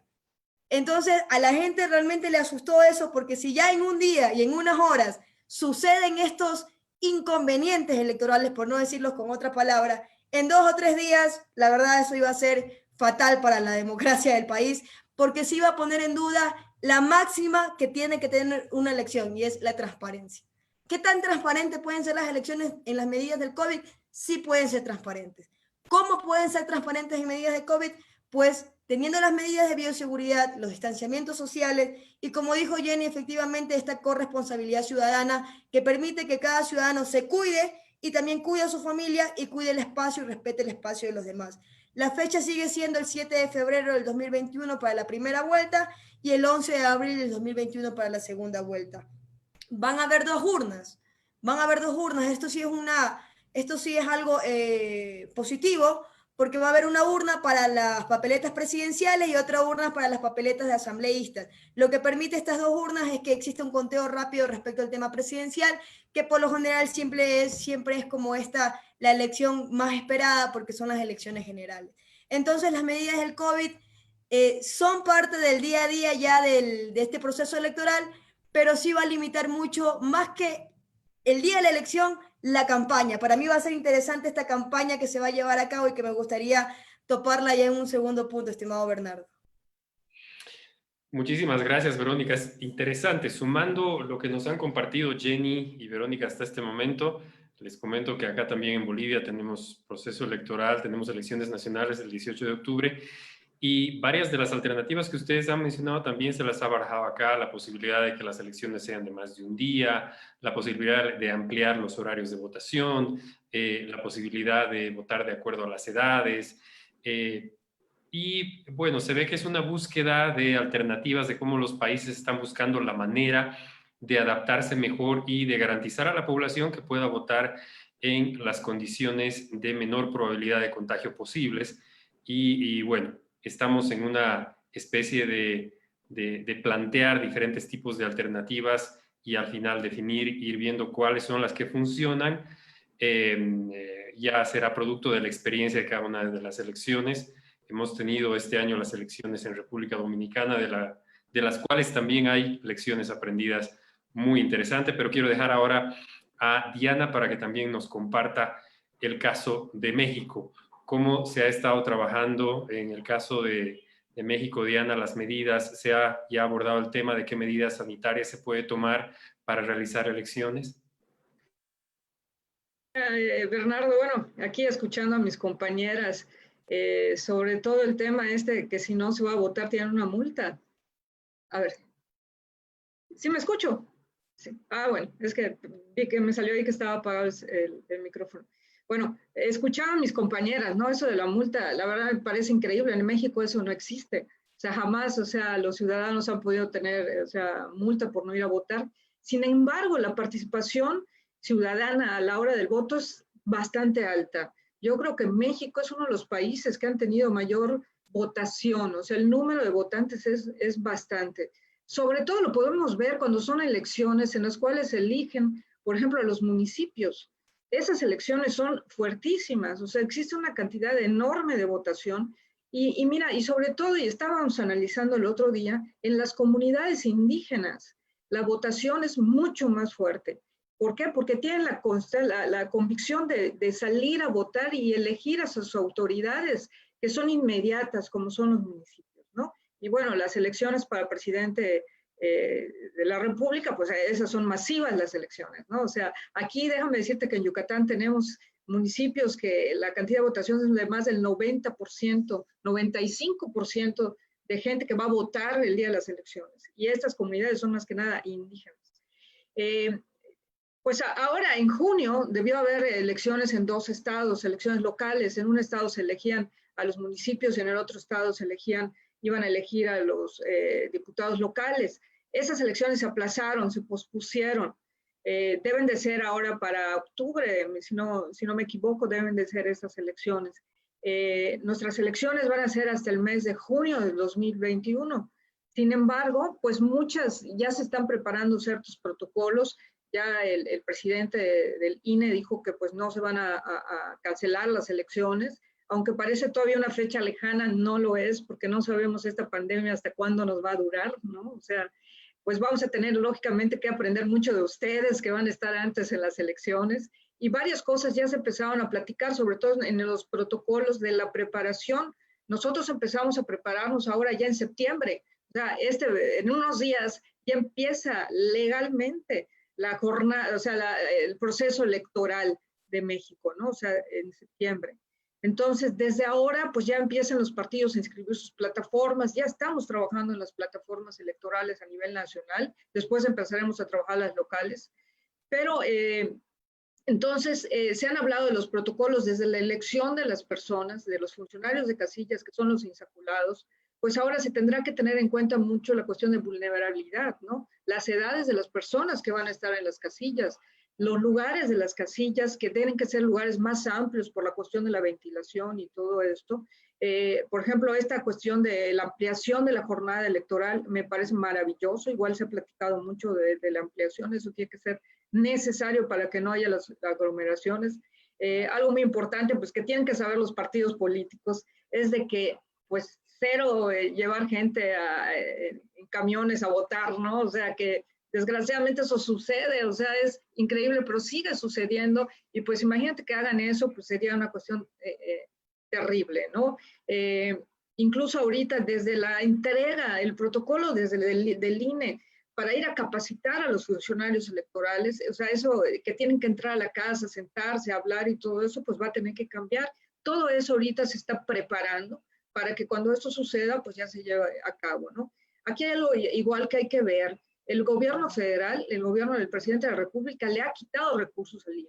O sea, eso es algo, va a ser un problema grandísimo también en el cual nos vamos a tener que enfrentar, en el cual los partidos políticos estamos luchando para que ese dinero, o sea, no le quiten los recursos al INE, porque van a ser unas elecciones extraordinarias, o sea, fuera totalmente de contexto a lo que ha sido ahorita. Por ejemplo, nosotros el derecho electrónico de voto lo tenemos con los mexicanos que viven en el extranjero. O sea, los mexicanos que viven en el extranjero pueden votar por el presidente de la República. Ahora van a poder votar por gobernadores, que vamos a tener elecciones de gobernadores. Van a poder tomar, y por un diputado de un estado de Jalisco, un diputado federal que es un diputado migrante. Imagínate, primer diputado que va a haber que vive en los Estados Unidos, ¿no? Entonces, va cambiando. Ojalá podamos llegar algún día a poder tener, ¿cómo se llama?, elecciones electrónicas. Todavía nos falta, pero cuando menos ya empezamos con los mexicanos que viven en el extranjero, en cualquier parte del mundo. O sea, pueden estar en Perú, pueden estar en Ecuador, en Bolivia, en Europa, y pueden votar para poder elegir a sus gobernantes. Perfecto. Muchísimas gracias a las tres por esta primera ronda que nos ha permitido tener pues un panorama bastante completo de los procesos electorales en camino, las diferentes formas que en sus tres países se está buscando, estrategias más incluyentes de participación política para pueblos indígenas y para otros sectores. Me gustaría en este momento, ya hemos cumplido con la hora, pero siempre debemos dar un pequeño tiempo para las preguntas del público. Y tenemos una primera pregunta de Josué Ospina. Josué, te voy a pedir que abras tu micrófono y si deseas tu cámara para compartirnos la pregunta. A las personas que van a hacer preguntas les quiero pedir que sean lo más concretas y breves posibles para que podamos, de acuerdo al tiempo, dar la mayor cantidad de tiempo posible para la mayor cantidad de preguntas. Adelante, Josué, por favor. No sé si se me escucha, Bernardo. Se te escucha, Josué. Gracias. No sé qué pasa con la cámara, así que me disculpo. Uno de los grandes ausentes en esta discusión son los partidos políticos. Los partidos políticos son vehículos de participación y la voluntad política expresada institucionalmente en los partidos políticos afecta la forma como los estados funcionan y dan participación a los indígenas, a los no indígenas, a la población en general. La pregunta es la siguiente: ¿cómo debemos reestructurar a los partidos políticos para que cumplan esa función de ser elementos de participación en un proceso electoral y en un proceso de construcción de institucionalidad, producto de la destrucción de la institucionalidad y de la complicación de la institucionalidad provocada por el propio COVID-19? Me gustaría que Jenny, que está más cerca de elecciones, pudiera contestar esa pregunta. Me gustaría que todas, ¿no? Pero por cuestiones de tiempo se la dirijo a Jenny. Muchas gracias, Josué. Adelante, Jenny, con tu respuesta. Si Diana y Verónica desean hacer alguna complementación, también lo hacemos posteriormente. Gracias. Vaya, maestro, tremenda pregunta la que has lanzado, Josué, y súper retadora porque, claro, nosotros, o sea, el partido político, el PPC también va a ir, y ahora Comunidad Nacional está barajando la posibilidad de armar su mejor performance para participar en elecciones justo con los demás partidos políticos, ¿no? Pero yo creo que la pregunta de Josué nos lleva a un tema muy profundo y no responde necesariamente al COVID. El COVID ha acentuado aún más los problemas estructurales que tiene el Perú y los problemas estructurales en la administración pública y en el marco de la ley de descentralización, porque se han transferido competencias a las regiones donde ahí hay un serio problema. Pero además en la conducta de los partidos políticos. Pero este debilitamiento de los partidos políticos en el Perú, yo creo que viene desde la transición de Alan García, Alberto Fujimori, y con Alberto Fujimori se acentúa mucho más. Porque ahí se promueve, se deja de lado esta votación de listas que manejaban los partidos, entramos a un voto preferencial que ha terminado por distorsionarlo todo. Donde ya no le votas al partido, no le votas a lo que hay detrás del partido, que es su doctrina o su ideología, a su política general o plan de gobierno y a sus distintas políticas. Le votas al caudillo, le votas a la persona. Entonces, todas estas elecciones que hemos tenido, y lo que dice Steven Levitsky es muy cierto, ¿no? Tenemos estas combis electorales, estos vehículos electorales que dice Steven Levitsky cuando analiza la situación de los partidos en el Perú. Entonces, eso sí, un profundo debilitamiento de los partidos. Hasta hace unos años atrás se introdujo una modificación para darle financiamiento a los partidos políticos que logren tener, que pasen la valla del 4% y finalmente tengan representación nacional. Y se les ha destinado, por ejemplo, el caso de Fuerza Popular, ha tenido millones, 2 millones, 3 millones, en las elecciones pasadas de financiamiento para dos temas: la administración del partido y el fortalecimiento de capacidades. El caso Peronos por el Cambio contrataba en algunos casos a las universidades para que haga todo el trabajo de capacitación. El PPC, debido a la alianza, logró tener también un financiamiento más acotadito, más humilde, pero gracias también al gran apoyo de cooperantes como la Konrad Adenauer, por ejemplo, se viene haciendo un fuerte trabajo de capacitación, de trabajar con los jóvenes. Hoy se están haciendo muchos diálogos regionales con jóvenes, también hemos tenido con pueblos indígenas, entre otros, para recoger la problemática y hacer ese fortalecimiento. En el marco del COVID ahorita es un gran problema porque, por ejemplo, te hablo en el caso de aquellos partidos que no han logrado tener representación en este Congreso. Los que estuvieron en el anterior con PPK tuvieron un financiamiento. Con este nuevo, muchos de ellos no han entrado, entonces han perdido ese financiamiento y se ha quedado fuera. Entonces, eso también ha generado un problema porque toda esta inversión que se había en fortalecer el partido, fortalecer las capacidades de los chicos, se ha quedado fuera. En el marco del COVID es muy difícil ahorita, Josué, por justamente la situación en la que están los partidos. Se está recurriendo mucho a estas herramientas de digitalización para tratar de poder tener diálogos con distintos representantes a nivel regional, provincial y distrital que se están haciendo. Y también escuchar a algunos grupos, por ejemplo, con los pueblos indígenas o con algunos dirigentes han habido reuniones a través de conexiones, no necesariamente como las que tenemos ahora, tipo una laptop, una computadora, pero sí están usando cuando menos los teléfonos para poderse conectar. Entonces eso es lo que te podría decir escuetamente de lo que se está haciendo. Este es un problema más profundo, más estructural, que pasa también por una reforma de la ley de partidos políticos. Hoy por hoy se discutió y se aprobó la paridad y la alternancia, pero sigue todavía el voto preferencial. Se sigue todavía ese voto a la persona, al individuo, al individualismo, y no a la posición de la organización política y su política general de gobierno que viene detrás. Entonces, pese a que ha habido esta modificación reciente, el Congreso decidió no cerrarle la puerta y cuidar su voto preferencial para estas elecciones. Entonces, nuevamente tenemos ese problema. Como repito, es un tema estructural y tenemos una composición de partidos no necesariamente con tradición partidaria, sino más movimientos políticos. Gracias. Es una pregunta muy difícil la que ha hecho Josué. Muchas gracias, Jenny. Creo que realmente veo a Diana y a Verónica levantando la mano porque mientras te escuchaba responder, Jenny, creo que también es importante que conozcamos qué está pasando con los procesos dentro de los partidos políticos, en el caso de Ecuador y de México, porque de seguro ahí también se está atravesando por procesos de adaptación, de cambio. Los partidos políticos constantemente tienen que acomodarse a los cambios sociales y a las grandes corrientes de pensamiento y a los procesos propios de cada país, por supuesto. Y en ese sentido vamos a escuchar ahora, comenzando con Diana y después con Verónica, qué pasa con los partidos políticos en México y en Ecuador. Les dejo la palabra. Claro, mira, muy buena pregunta de Josué y por cierto muchos saludos, ¿no? Igual a Lupita la veo por ahí. Mira, sí, es sumamente importante. Los partidos hoy por hoy nos tenemos que reinventar, ¿no? Y todo esto a partir de la participación ciudadana. Yo creo que en todo el mundo, y lo hemos platicado varias veces, la gente ya no confía en los partidos políticos, no confía en los políticos muchas veces.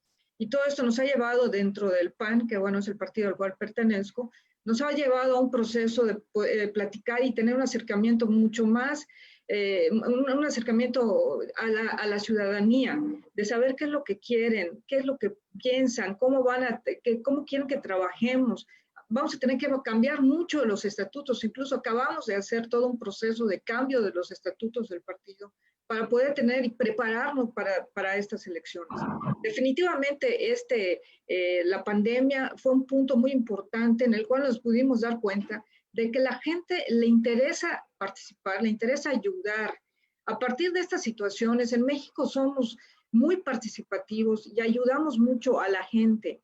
Bueno, cuando menos aquí en Yucatán fue increíble cómo la gente se volcó a ayudar a los más necesitados en la cuestión de la pandemia, en la cuestión alimentaria, y tuvimos una tormenta tropical enorme que nos afectó muchísimo aquí. Entonces estábamos en plena pandemia, más vino la tormenta, inundaciones terribles en todos lados. Entonces la gente que gracias a Dios tenemos los recursos y nos volcamos a ayudar a los más necesitados. La sociedad se organizó, ¿no?, para ayudar. Entonces esto los partidos políticos tienen que tomarlo en cuenta, sobre todo que el gobierno de la República, el presidente, ha desaparecido por completo la participación ciudadana. Nosotros tenemos en cuenta a los partidos humanistas. Mientras más sociedad sea posible y menos gobierno necesario, eso es lo importante para poder trabajar. Gracias. Muchísimas gracias. Verónica. Mira, Josué hizo una pregunta interesante. ¿Cómo hacer que los partidos políticos sean más inclusivos? Eso no hay respuesta en procedimiento, Josué. Yo considero que eso no existe un reglamento, porque ya tenemos reglamentos, tenemos norma vigente que dice que tiene que tener cuotas, que tiene que ser participativo, que tiene que haber democracia interna. Eso depende mucho de los liderazgos que vayan guiando el partido político. Depende mucho de estos nuevos liderazgos en ascenso, en que sean más institucionales y menos personalistas. Porque lamentablemente en la región, y no sé si tal vez en los otros países, tenemos estos líderes que prefieren ser dueños del 100% de nada a ser dueños del 1% de algo. Entonces, cuando tenemos eso en la mente, somos personalistas, pero cuando tenemos a la institución en la mente, abrimos las puertas de un partido, son más transversales. Sabemos que nuestro partido político no es ni de corte indígena, ni de corte mestizo, ni de corte de nada. Es un partido como tiene que ser, una institución abierta, plural, dinámica, con cambios, pero más que nada con la virtud de poder juntar a las personas en base a una idea. Porque al final un partido político se trata de eso, de juntar a las personas en base a una idea. Ahora mismo los partidos políticos tienen un gran reto de poder convocar a sus simpatizantes por medio de temas digitales. Pero ahí viene una causa. ¿Qué tan preparada está Latinoamérica en la infraestructura tecnológica para poder convocar? No está nada preparada. No está nada preparada. Y eso es no ser inclusivos, porque no es lo mismo democratizar los espacios. No es lo mismo que estemos en la capital de un país a estar tal vez en un recinto o en una comunidad indígena donde no existen ni servicios básicos ni internet. Pero algo más quisiera agregar a tu pregunta, querido Josué, y es, ¿cómo vamos a hacer que estas figuras en ascenso logren realmente tener la institucionalidad por delante y no el tema personalista? Pues tenemos que ir innovando acerca de la capacitación y la formación que vayan teniendo estos líderes. Qué importante que se vuelve que estos líderes puedan ir teniendo en su mente de que ya no necesitan simplemente el voto de una u otra provincia u otro estado, sino que prefieren tener, es preferible tener fuerzas pequeñas o microterritorios conquistados en varios lados, y que eso permita que realmente sea un partido transversal, un partido inclusivo, un partido abierto. Ahora mismo los partidos políticos están pasando una gran transformación aquí en el Ecuador. Yo te decía, Josué, que es la primera vez desde que yo voy a votar, que voy a votar por un partido y no por una persona. Así que eso es un nuevo mecanismo que ha utilizado Ecuador para ver si se fortalece en algo esta cultura de partidos políticos, si se fortalece en algo la institucionalidad.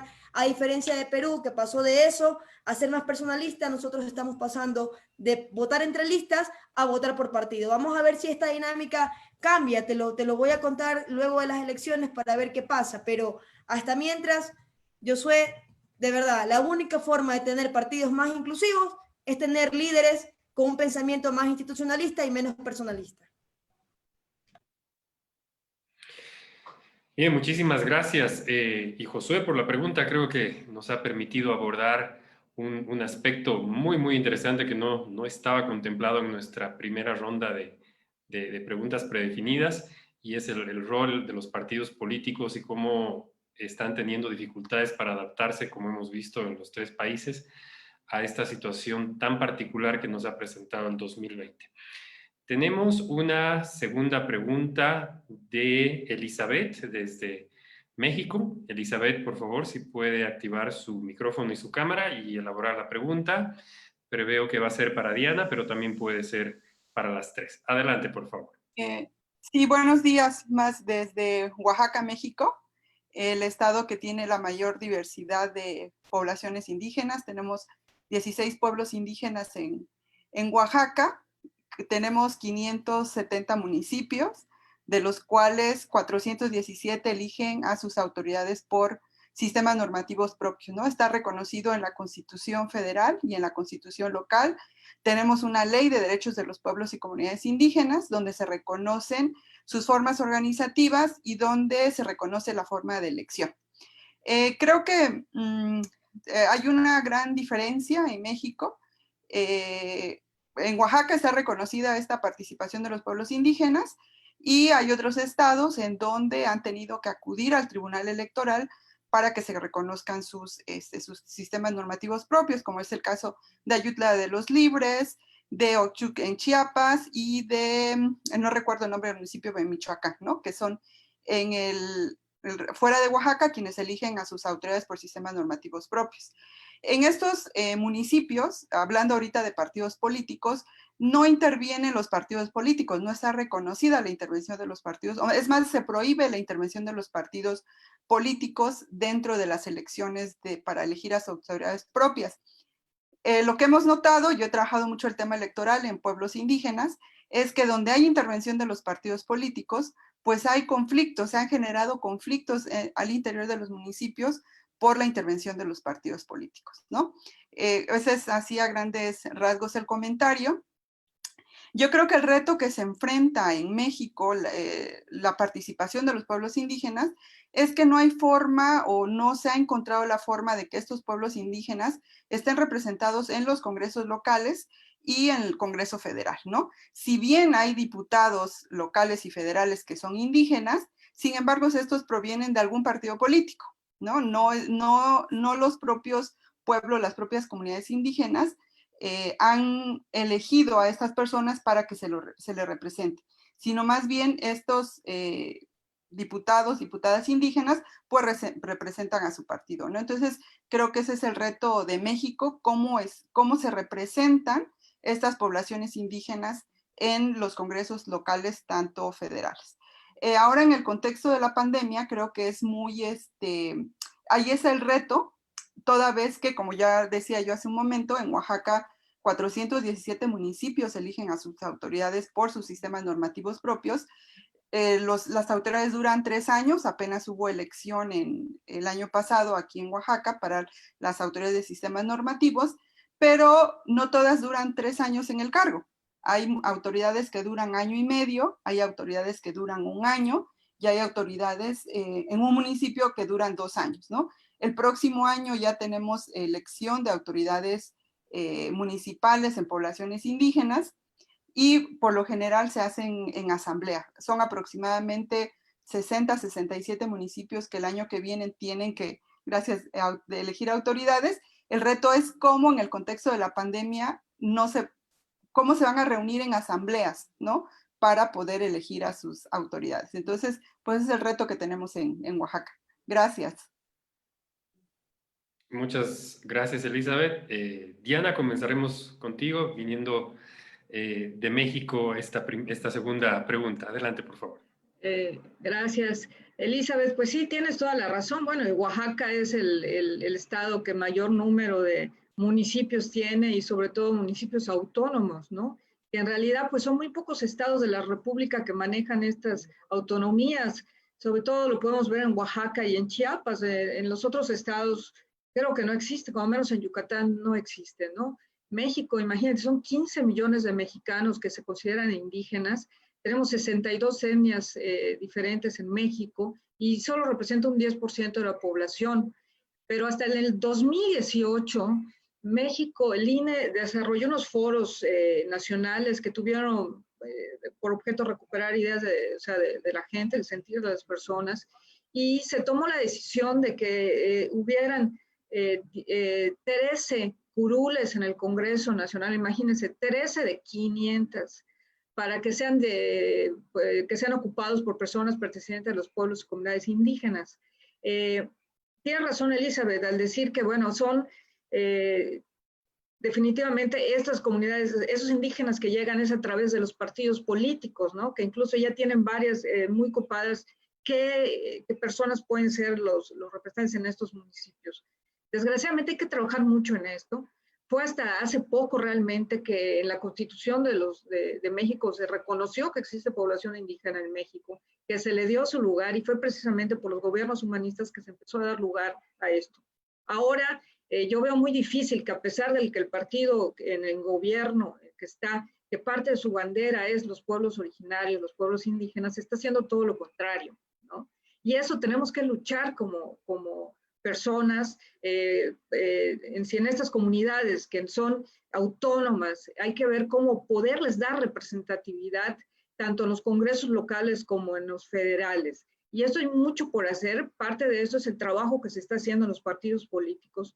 Al Partido de Acción Nacional nos interesa muchísimo la cuestión de la representación indígena, aunque aparentemente el PAN siempre ha sido que no, o sea, un partido elitista, el que no trabaja en las comunidades, y todo eso es totalmente, no es cierto, porque lo ha demostrado que durante sus gobiernos es donde mayor real se está haciendo. Entonces hay que trabajar mucho por esto, Elizabeth, qué bueno que has estado trabajando el tema electoral en las comunidades, y yo creo que hay que platicar mucho y ver cómo hacerle para llegar. O sea, primero hay que empezar desde los estados. O sea, tienes razón, o sea, yo siento que en Oaxaca hay diputados los cuales son indígenas, pero sin embargo no tienen totalmente la bandera indígena, que es diferente, ¿no? O sea, puede ser indígena, pero no tiene los conceptos indígenas a los cuales llevar representados. Entonces hay mucho que trabajar y todo eso será en base también a la participación ciudadana. Gracias. Muchísimas gracias, Diana, y muchísimas gracias, Elizabeth, por su pregunta. Para la tercera pregunta, seguimos en Oaxaca, México, con Guadalupe Peralta. Guadalupe, por favor, te invitamos a abrir micrófono y cámara y nos compartes la pregunta que veo que se refiere a temas culturales. Adelante, por favor, Guadalupe.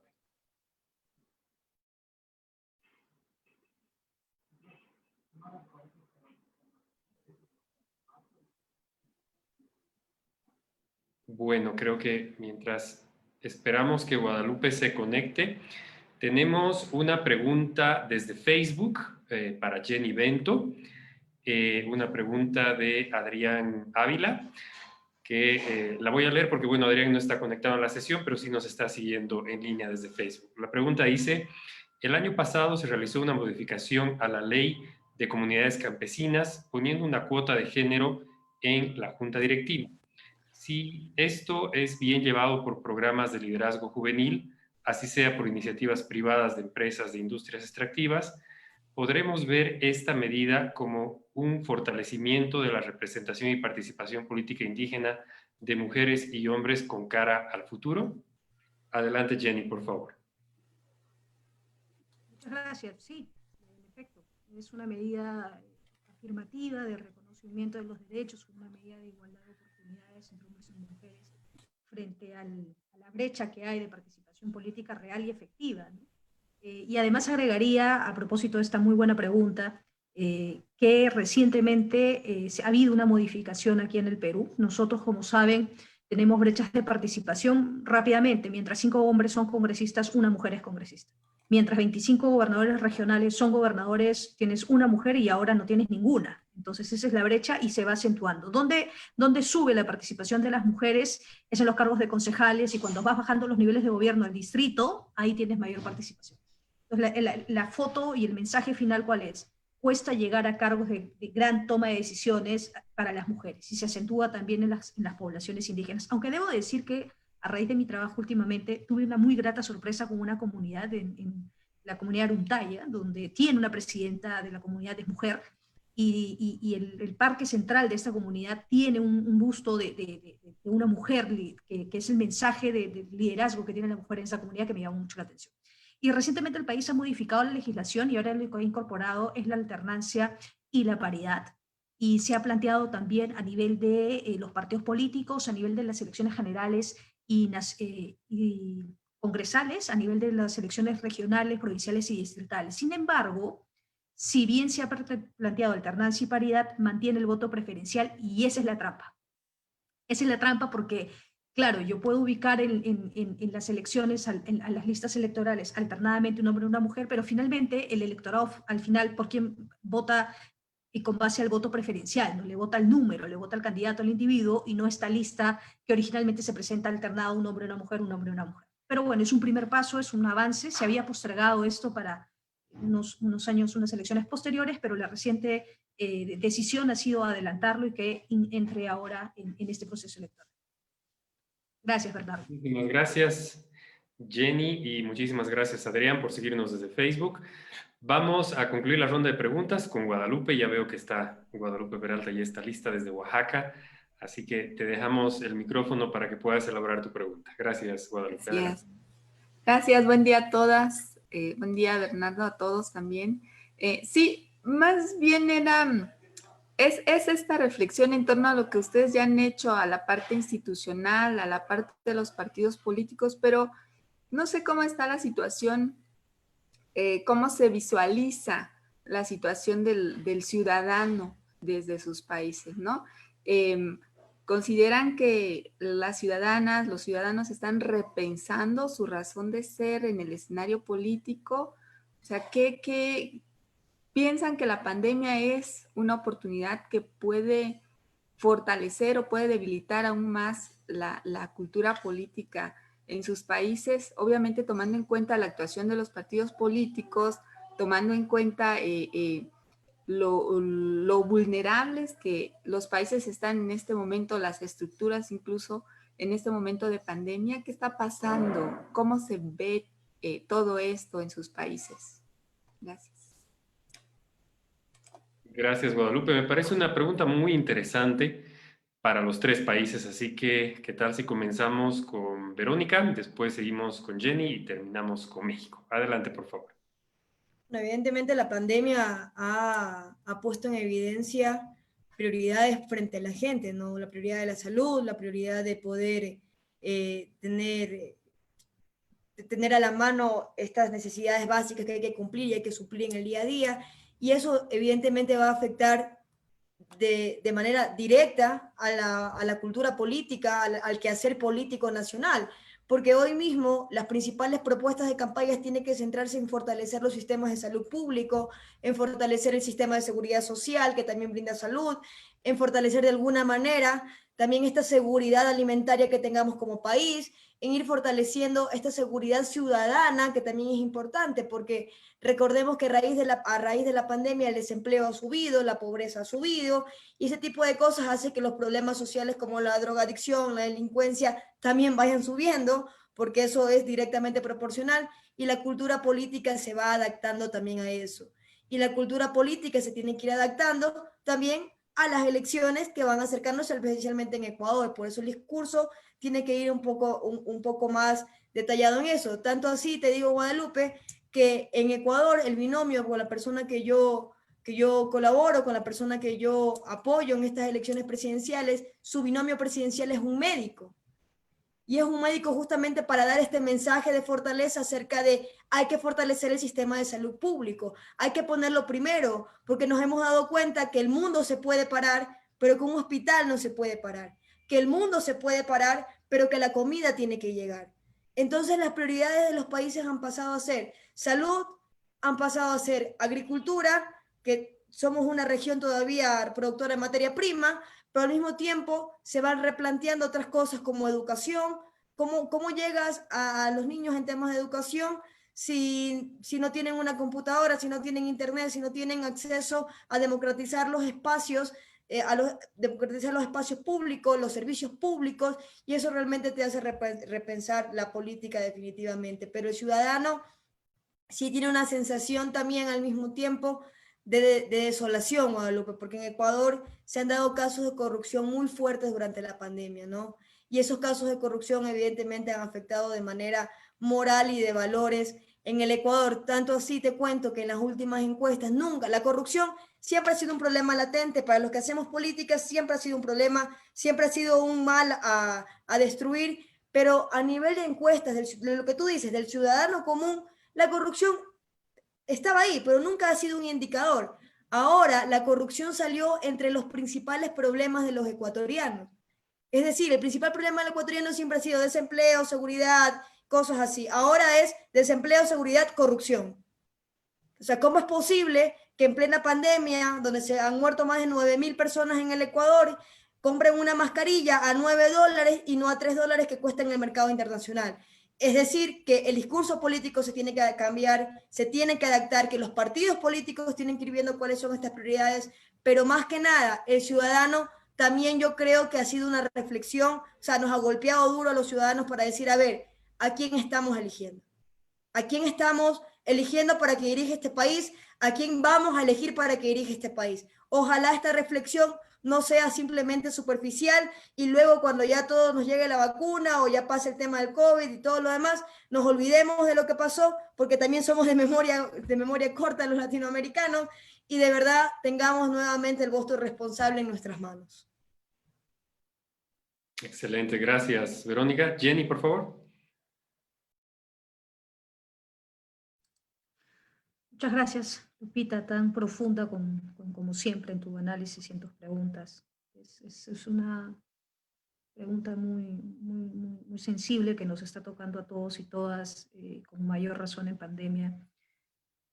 Y yo creo que a la ciudadanía, primero en el estado en el cual está el Perú, hay un desastre estructural ahorita de afrontar esta pandemia a nivel económico, recesión, caída de la recaudación. Eso se traduce en no poder cubrir todas estas necesidades y expectativas a la ciudadanía. Yo revisé un análisis de tendencias y escenarios al 2023 como en un diagrama donde cómo responderían y qué oportunidades habría para aquellos países que manejan mejor la pandemia. Lógicamente ahí no está el Perú. Estamos en el otro escenario, uno de los tantos, en el cual si no manejas bien la pandemia y la pandemia sigue y no hay una vacuna pronto, ¿qué te espera en los próximos años? Y el resultado es desalentador, y uno de ellos es justamente que se empieza a girar hacia más liderazgos individuales y regionales que no necesariamente responden a una estructura de partido y que incluso de lograr elecciones hacen frente al presidente en turno, o sea, de liderazgos individualizados, ¿no? En otros escenarios donde hay una mejor gestión de esto, surgen las oportunidades de apostar por la automatización, el cierre de brechas de conectividad y la digitalización y el comercio electrónico, y eso va avanzando hacia arriba. Pero en el caso de nuestros países más golpeados, afecta y socava mucho a las instituciones. En ese escenario ha generado, y veo yo en la ciudadanía peruana, que hemos tenido muchísimas olas que nos han ido pues socavando, ¿no? Desde movimientos de dictaduras cívico-militares, grupos terroristas, Sendero Luminoso, MRTA, luego dictaduras civiles, y luego ha seguido pues acentuándose cada vez más los populismos, y ahora en tiempos de pandemia esto está más acentuado. Entonces sí, en los últimos resultados de tendencias electorales para las próximas elecciones, el electorado está girando a esas posiciones. Espero equivocarme, pero el análisis es hacia una tendencia más populismos de izquierda y en algunos casos más radicalismos. Y eso preocupa muchísimo porque el Perú, pese a todos los problemas que ha tenido, ha podido mantener transiciones democráticas. Yo creo que este presidente está apostando por esta transición democrática, pero lo que se nos viene, creo yo, son estos gobiernos más de corte populista, porque finalmente el ciudadano, el Perú tiene una informalidad de 70, ha subido a 72% por la pandemia, y se han perdido 2.6 millones de puestos de trabajo solo en Lima. Entonces la situación es bien dura, y el ciudadano está pensando en sobrevivir el día, no necesariamente a largo plazo.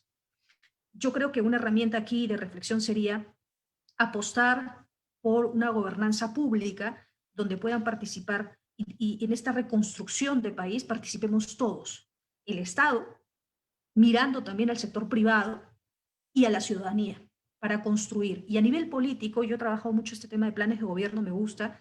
Yo creo que la mirada ya no tiene que ser de acá a 5 años. Un partido político, y lo que yo esperaría, yo sé que no hay posiciones distintas, pero yo esperaría un partido que apueste por poner cuáles son esas reformas estructurales mínimas donde no podemos negociar. ¿Qué es salud? ¿Qué es educación? ¿Qué es seguridad? Que tienen que mirar a un 2030, a un 2050.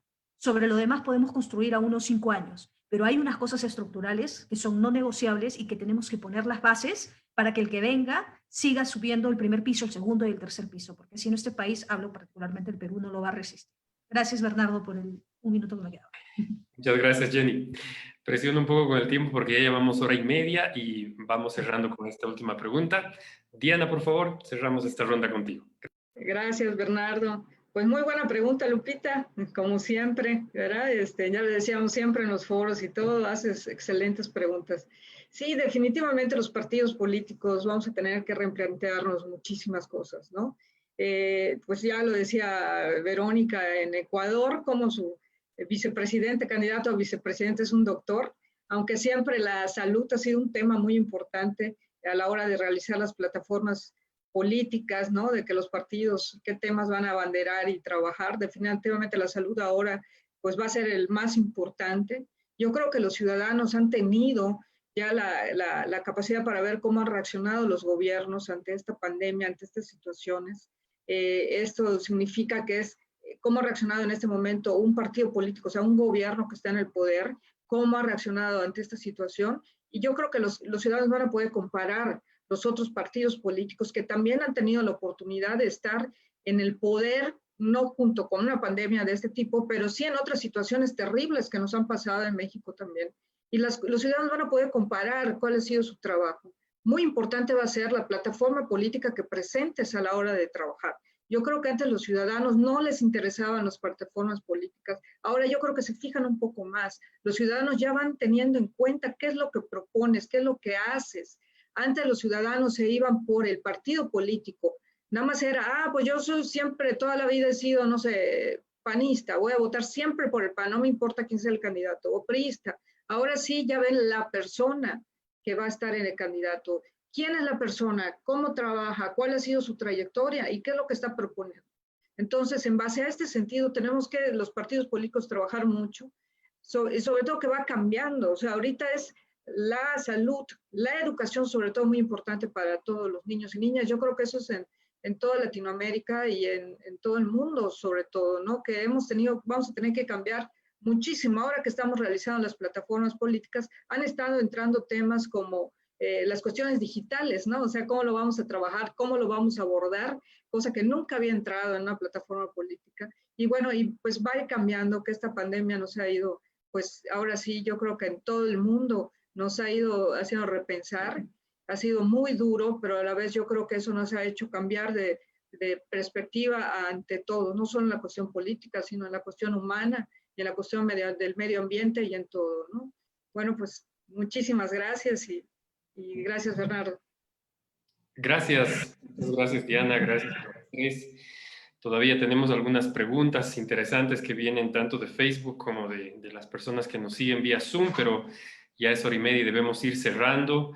El tema es inagotable y da para muchísimo más, pero creo que en esta 1:30 hemos realmente abordado cuestiones muy, muy interesantes desde la situación en los países, los procesos electorales que se vienen para tanto México, Perú como Ecuador, las medidas sanitarias que son tan importantes, y bueno, el aspecto político, los partidos políticos, los aspectos culturales y mucho más. Tema muy rico, muy interesante de parte del director del PPI, el doctor Georg Dufner. Quiero agradecerles a las tres, a Jenny, a Verónica y a Diana por habernos permitido esta 1:30 de su tiempo esta mañana. Creo que para América Latina el tema es más que relevante en este momento y siempre con la mirada hacia los pueblos indígenas, que es lo que nos compete desde el programa. Quisiera, por último, pedirles a todas las personas que están conectadas acá en Zoom que puedan activar sus cámaras, por favor. Vamos a tomar una pequeña captura de pantalla. Esto nos sirve de respaldo para los eventos que organizamos vía web y poder seguir a futuro con estas iniciativas. Desde ya también les agradecemos a todas las personas que se han conectado por acá, por Facebook. Espero que las presentaciones y el contenido haya estado a la altura de las expectativas. Si desean, las personas que todavía falta abrir sus cámaras para que hagamos una pequeña captura, por favor. Bien, entonces, Me dice que el host tiene bloqueada la cámara, entonces a lo mejor ustedes tendrían que darnos el acceso. perfecto. Ustedes desbloquearnos. Vamos a permitirles ahora a todos. Claro que sí. Deberías poder. Está activado. De todas maneras, sí, yo estoy uno por uno activándoles también con mi colega María Fernanda. Perfecto, creo que solo faltan unas cuantas personas. Yo veo casi a todos.